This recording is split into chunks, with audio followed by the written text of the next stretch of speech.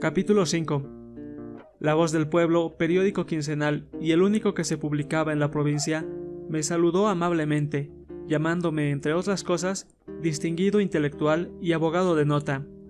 Lo que más se estimaba en el país de los doctores era mi título de doctor, porque bueno es hacer constar que en la provincia existía plétora de doctores, abogados, venidos a menos y tinterillos, que todos los empleados de la administración, si no coroneles, eran doctores, desde el subprefecto hasta los corregidores de vicecantón, así como los miembros de la junta municipal, los principales vecinos y aún los propietarios de las fincas rurales, que buscan un pleito por quitarme estas pajas.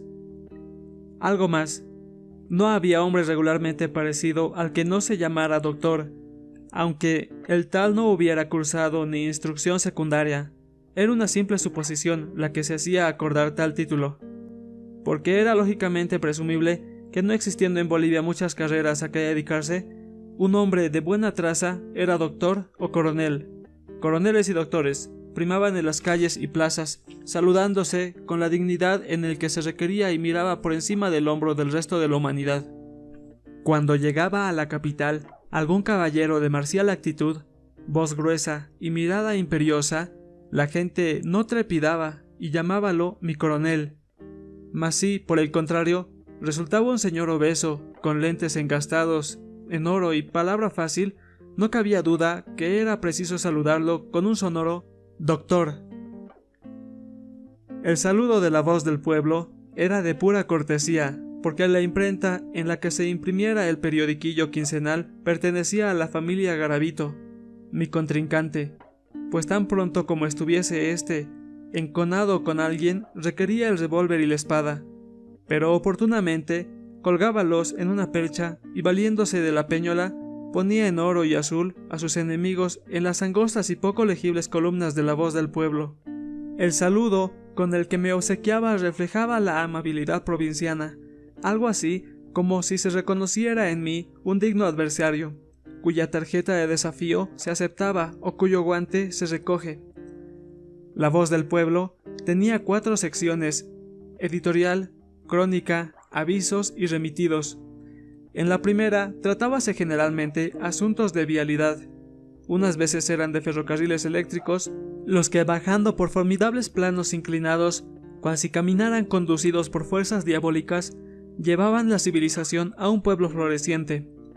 Otras eran automóviles que, apoyados en robustos neumáticos, pasaban como una exhalación, conduciendo centenares de viajeros hacia una nueva tierra prometida.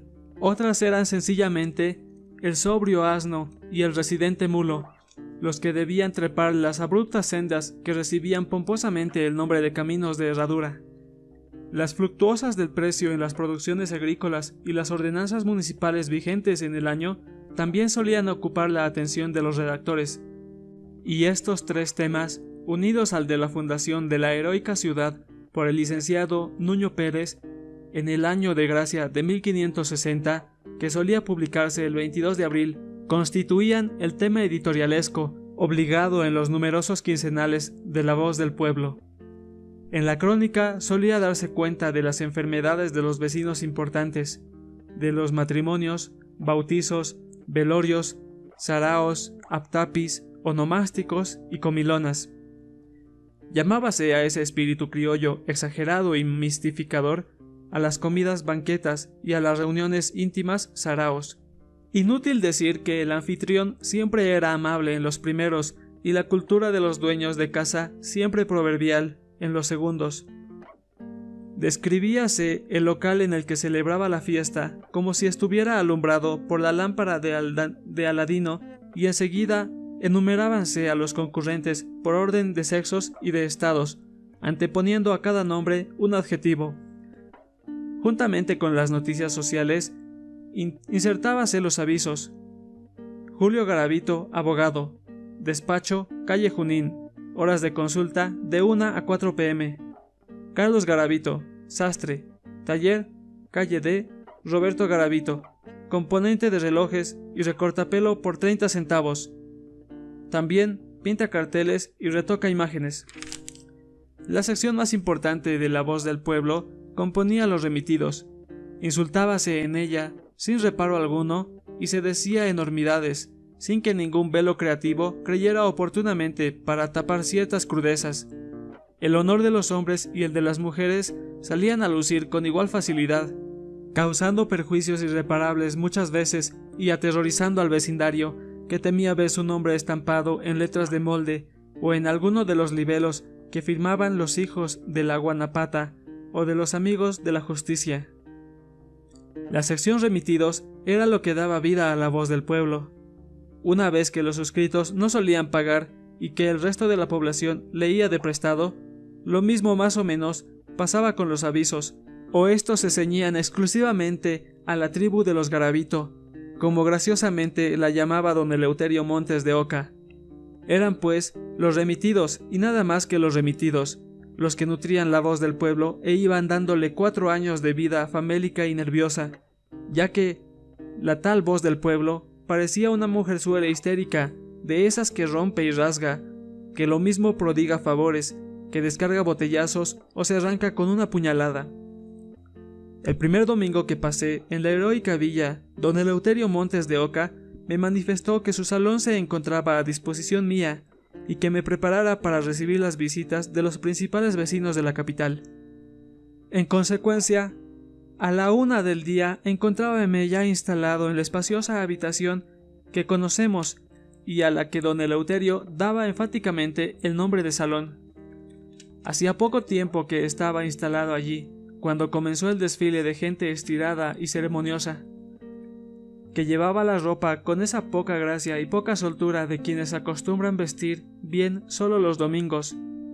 Los cuellos resultaban muy tiesos y muy altos, los puños de la camisa muy salidos, las corbatas tendían a treparse por encima de los botones y los prendedores de brillantes falsos iban saliendo poco a poco de las flamantes corbatas de vistosos colores. La conversación giraba a un círculo vicioso: el mal camino, el excesivo calor, las condiciones dañinas del clima y la próxima fiesta, a la cual yo tendría la suerte de asistir.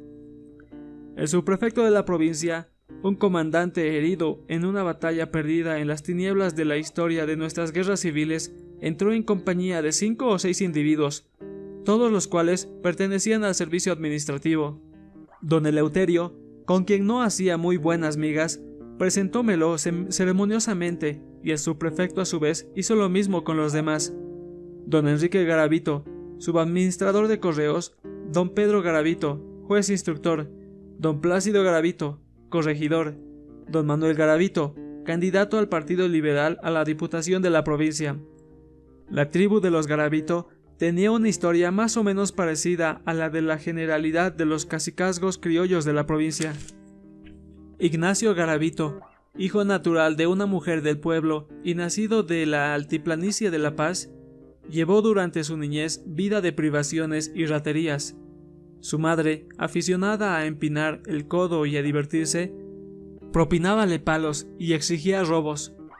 Cansado de tal vida, sentó plaza el muchacho en un cuerpo del ejército. Enseñáronle a tocar el tambor, y como tamborista asistió a la batalla de Yamparaes, en el que triunfaron las tropas de Belzú. Su vida desde entonces fue una no interrumpida serie de aventuras. Tomó parte de los combates de Mojo, Pucarani y Leque, en el que fue deshecho el cuerpo en el que servía.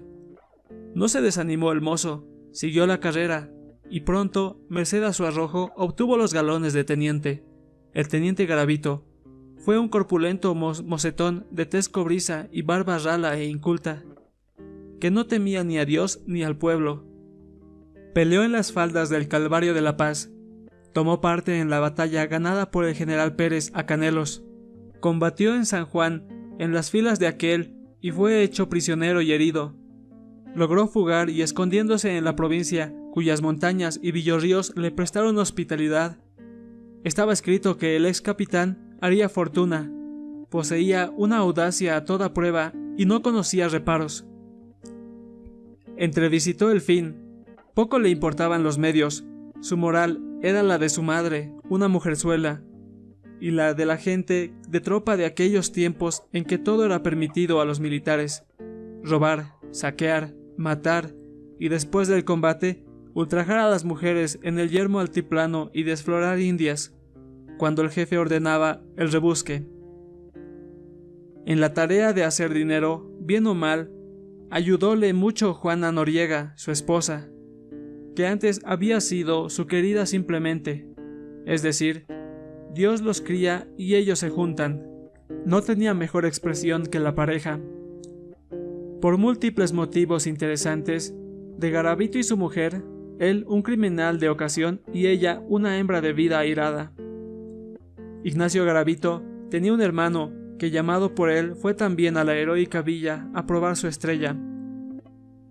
Casóse una vez y, como Juana Noriega diera a su esposo 8 vástagos varones, 2 bastardos y 6 legítimos, y la mujer de Lucas, así se llamaba el hermano menor, no fuese menos fecunda y pronta en ir arrojando al mundo varones y mujeres, poblóse en poco tiempo de garavitos de provincia.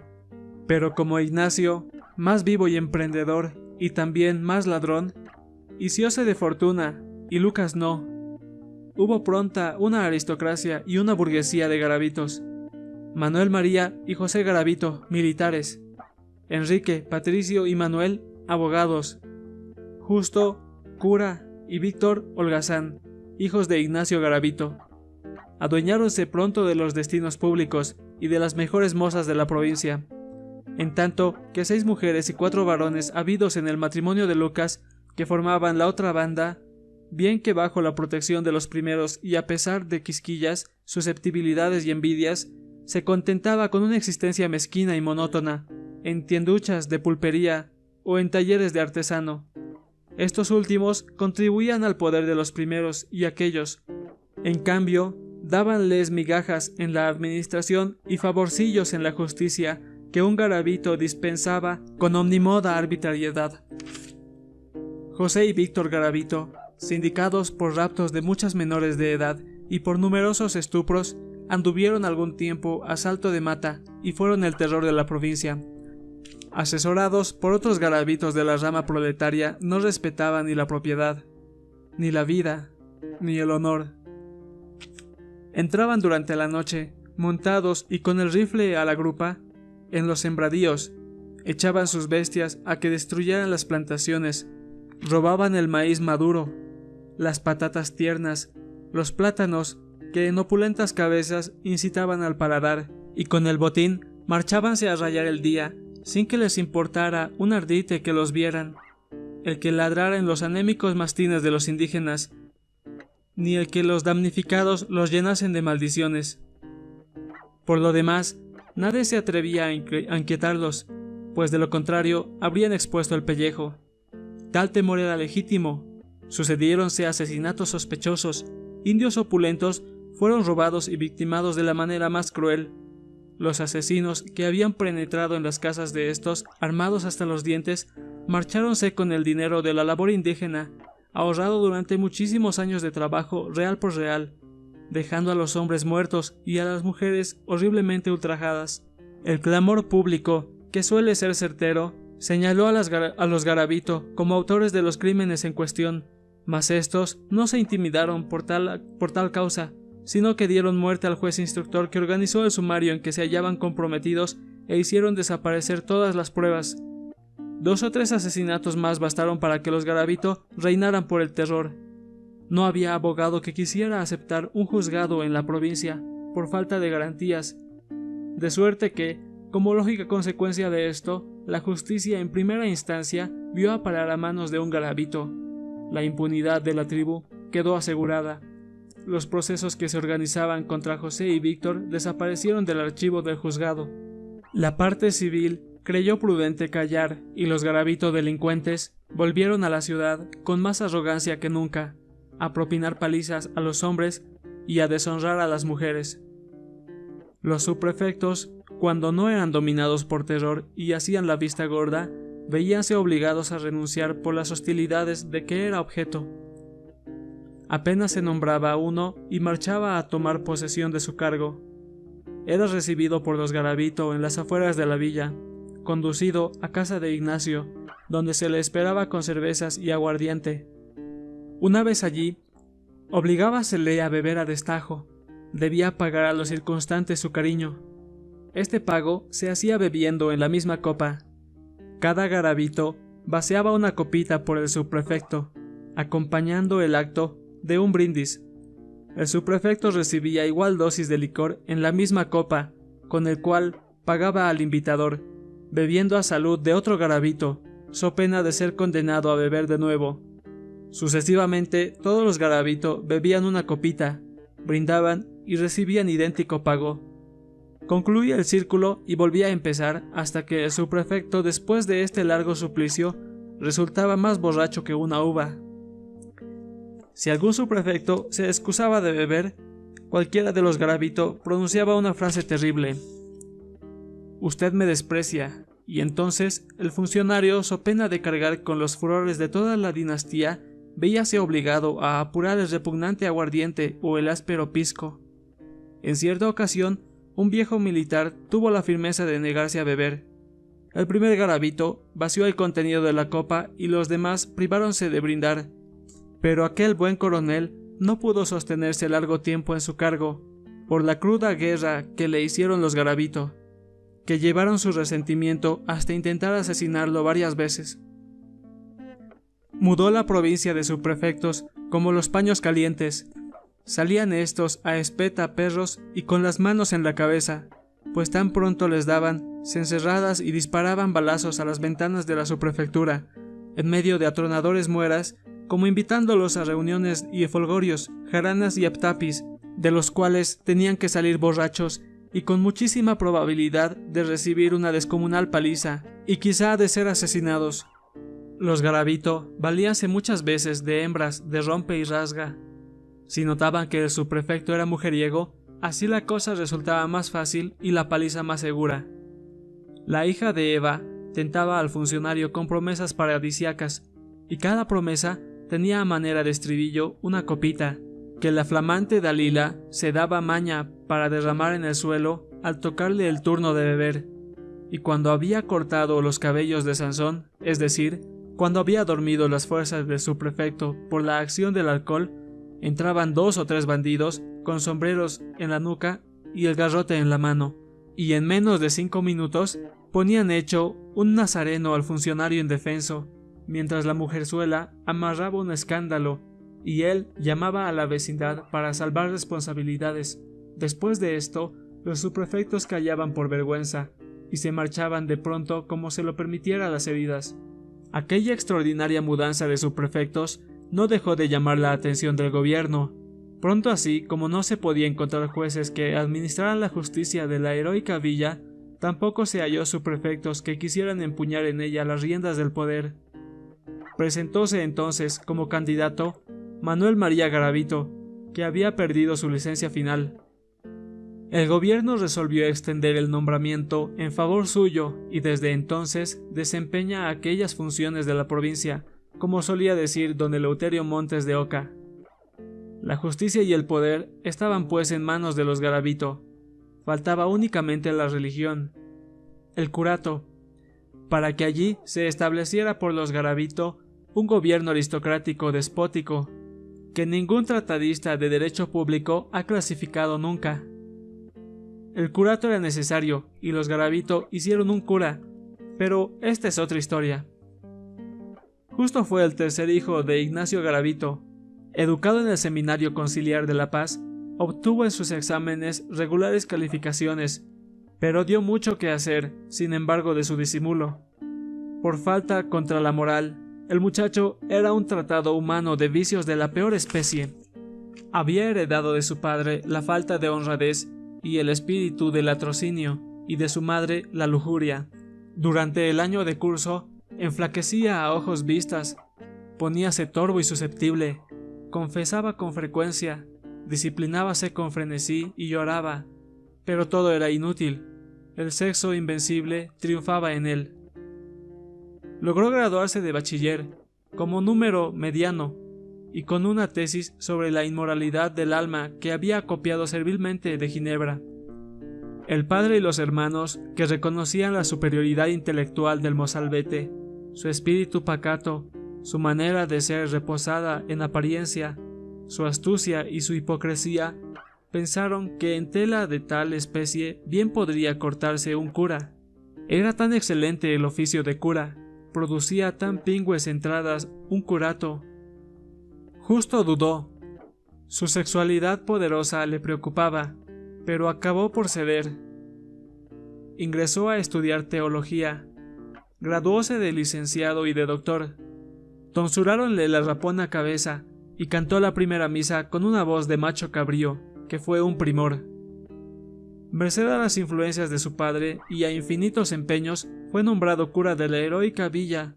Llegó allí con mucho ruido y admiración de las muchachas alegres, que no pudieron menos de admirar el aire santurrón del flamante sacerdote y la mirada humilde del antes atrevido don Juan de las jaranas y de las trastiendas.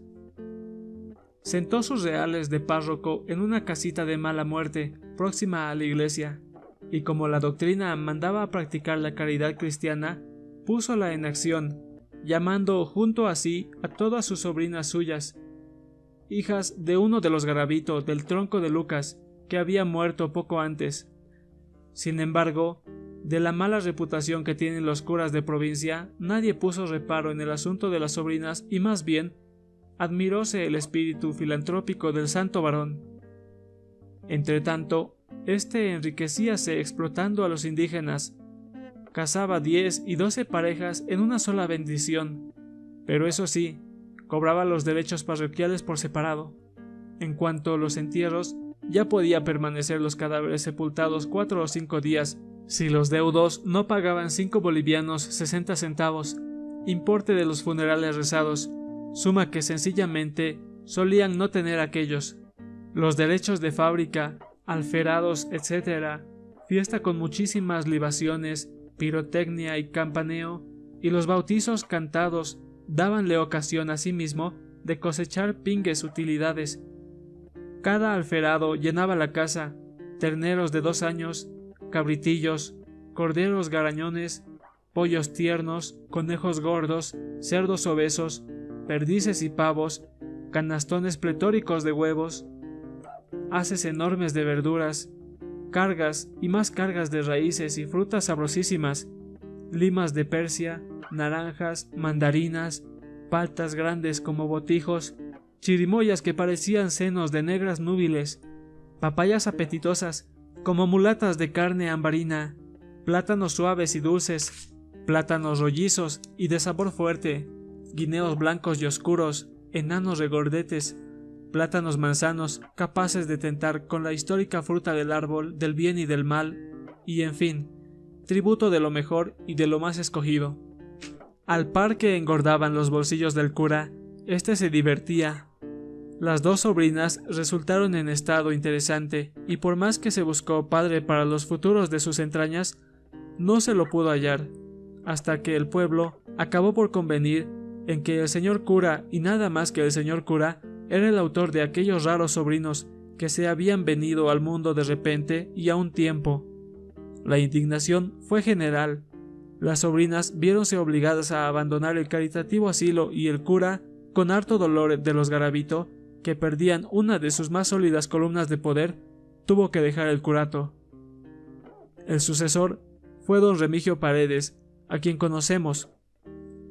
Repuestos los Garavito de aquel fracaso, resolvieron sacar un diputado y por unanimidad de votos fue elegida para tal Manuel Garavito, que después del cura era el más instruido, y como necesitaban prestigiar tal candidatura, fundaron, luego de comprar una imprenta de 3 al 4, el periodiquillo que conocemos, que salió de pronta en blanco y vestido con tinta azul el día que vio la luz pública. Poco tiempo de conversación bastó para que me diera cuenta de las bellas cualidades que adornaban a los miembros salientes de la familia Garavito. Mi contrincante había permanecido mudo durante todo el tiempo que duró la visita, así que juzgué que desempeñaría muy bien, en caso de salir victorioso, las funciones de representante nacional. El subprefecto, en cambio, parecióme bastante tratable. Al despedirse, llenóme de cumplidos y me manifestó que tenía a mi disposición las ventanas de la prefectura para mirar las corridas de toros que debía tener lugar el día de la fiesta en la plaza principal, y además 2 butacas para las comedias que se presentarían en la noche por lo más ganado de la gente joven.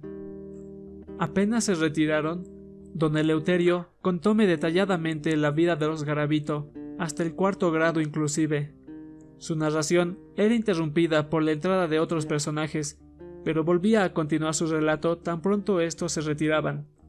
De esta suerte, narrando a él y escuchando a mí, sorprendiónos la noche, y como al fin yo me remitiera a manifestar que el subprefecto me había parecido un hombre agradable, contestóme Montes de Oca con su enfática manera: «Tiene trato, pero es más malo que un ornitorrinco». Porque para don Eleuterio, yo no sé por qué error de zoología, era el ornitorrinco, aunque no le hubiera hecho daño alguno, el animal más perverso de la creación.